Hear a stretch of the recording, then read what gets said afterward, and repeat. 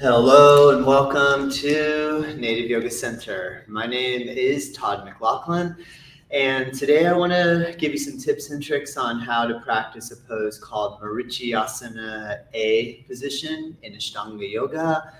The Marichyasanas form a core component of hip opening, shoulder opening, some twisting going on, the Sage Marichi pose. Let's go ahead and begin. If you have a yoga mat or you can simply sit down on the floor to set up for Marichyasana A position. All right, let's begin. So first, by sitting flat on the floor like in stick pose, this one's called Dandasana.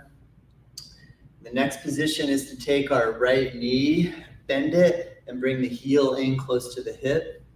Right arm, reach forward on the inside edge of the right thigh.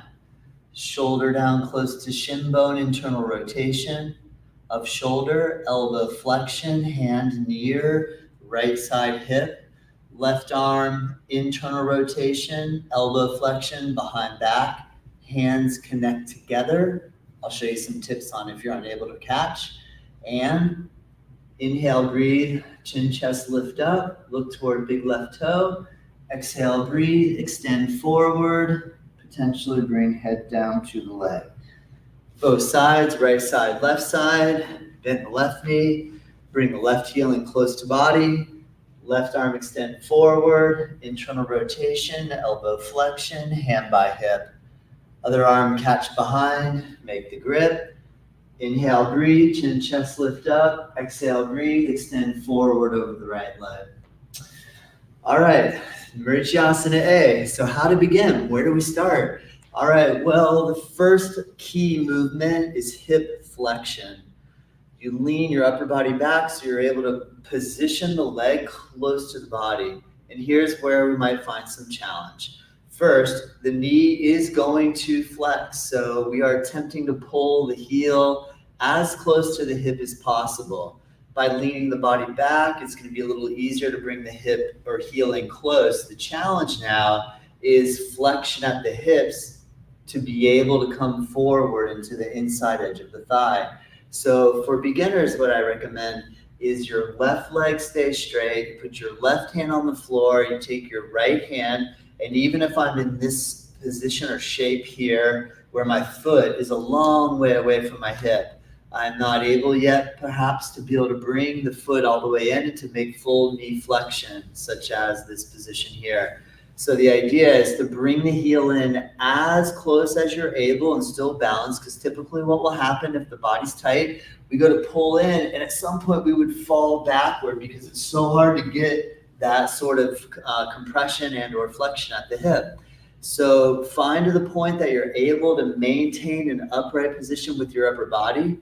Grab the right knee with your right hand, place your left hand on the floor a little to the left and behind you, and slowly pull with the right arm and push with the back arm to bring the body closer and closer and closer, the foot in closer and closer, until eventually you achieve the ability to have your heel near your hip and your chest near your thigh.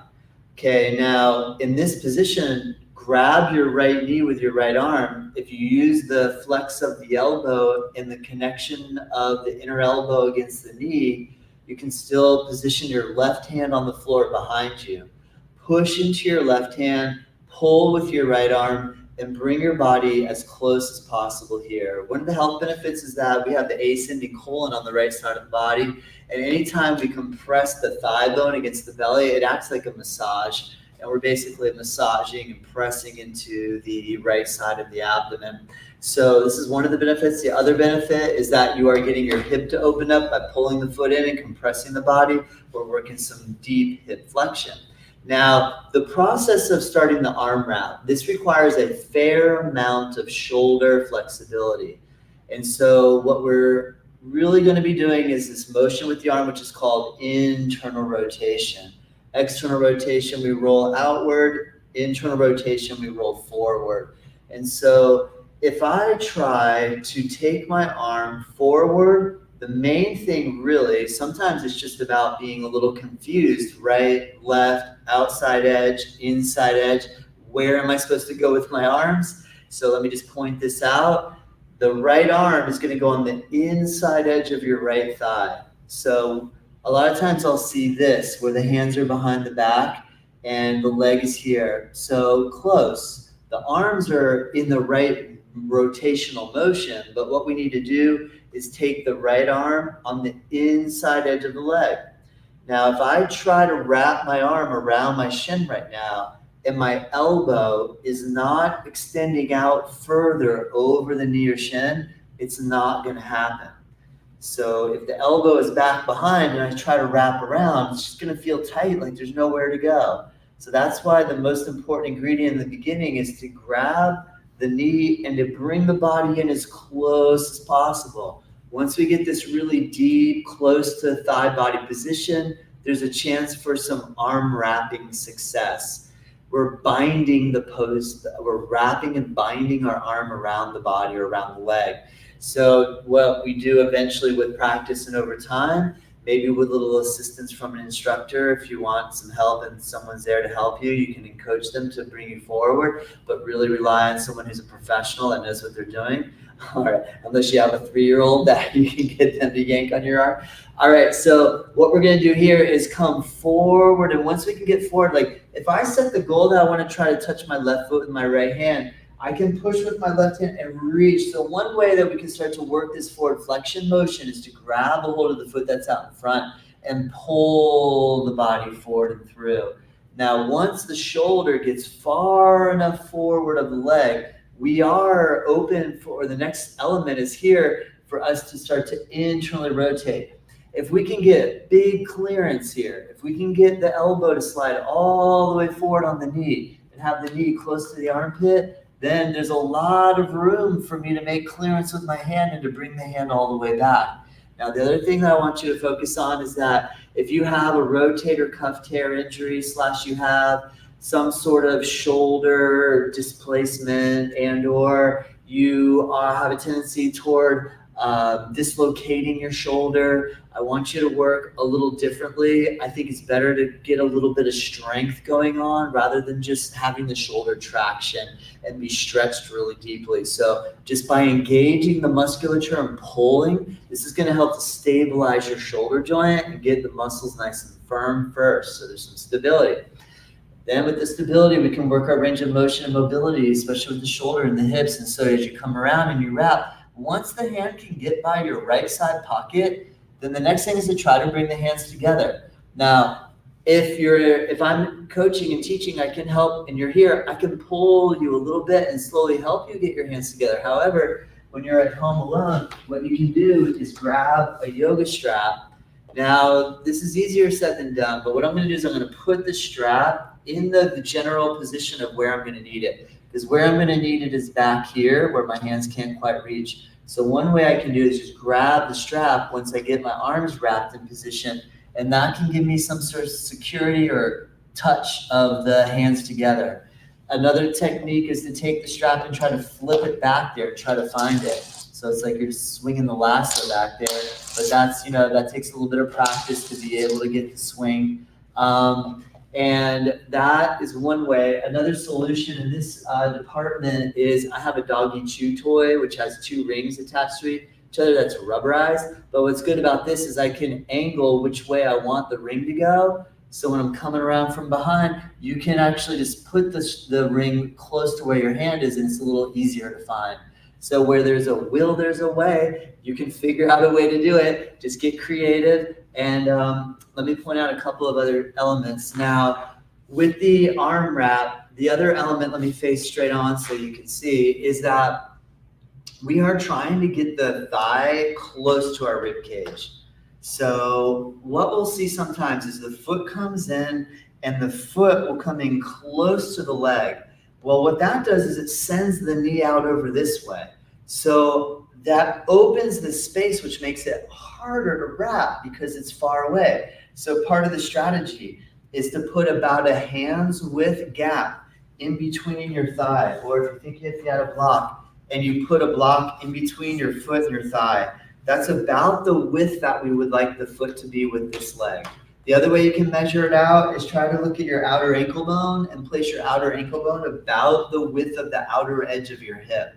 And so what you can do that when you have this here and you start to come forward with your arm, we are attempting, I'm going to take this arm and grab my shin bone. So as I come down, I'm going to pull my shin in close to my side of my rib cage.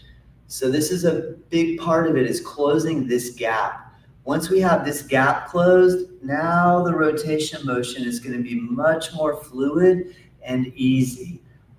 Pay attention to a bony landmark and or a muscle point landmark that's called the long head of the biceps. The long head of the biceps attaches onto this area here on the front of the shoulder joint or on the front of the clavicle.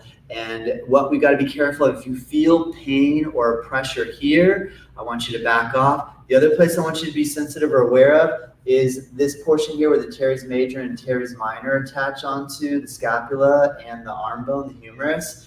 If you're starting to feel a strong pull, well, stretching will be good, but if you have any pain here in this part of your shoulder, I also want you to exercise gentle caution. Don't force it. All right, so if all is well and you're coming in and you can get that compression, you go to make the rotation, everything feels good, you can bring the hand behind the back, and then with the other arm, remember the internal rotation is going to come behind, and we attempt to connect and land the hands together. So do the best you can. Remember, the main thing is keep breathing. Practice it every day. If you're really keen on actually being able to do the pose and make the catch, put a little time in on it, 4 or 5 or 7 days, 6 days a week. Put some time in on the pose and just keep on working your ability to stretch forward of the leg. Another good one for this one is Malasana, because Malasana is very similar to the Marichyasana A positioning for the arms. If you do the hip squat and you start working on bringing your body down through the legs, this is going to be key. If you look at this pose and you think there's no way I can even do that, that's way too difficult. What you're going to do is you start standing and you start with a squat and you put your elbows onto your knees. You try to eventually get your hands on the floor and you slowly work down into the squat position. If your knees can handle this full bend, the next movement is to drop the heels down to the floor, and the next movement is to bring your hands in prayer and to just wedge your knees in close to the sides of your arms, in which case from here is much the same Marichyasana A type of arm wrap technique. I think that covers the basics. If you have any specific questions, send me a message here on the platform that you're viewing on, and or go to our website, nativeyogacenter.com. I offer live stream classes every day. I record them and I upload them onto our nativeyogaonline.com website. Check it out. Also, I have a podcast called Native Yoga Toddcast. Have a listen. I've had some incredible teachers recently. I have Rod Stryker. Listen to the Rod Stryker episode. Such an honor to be able to host Rod Stryker on our podcast. All right. Well, thank you so much for tuning in. If you have any specific questions and or comments, let me know. I'm happy to answer, and have a wonderful day.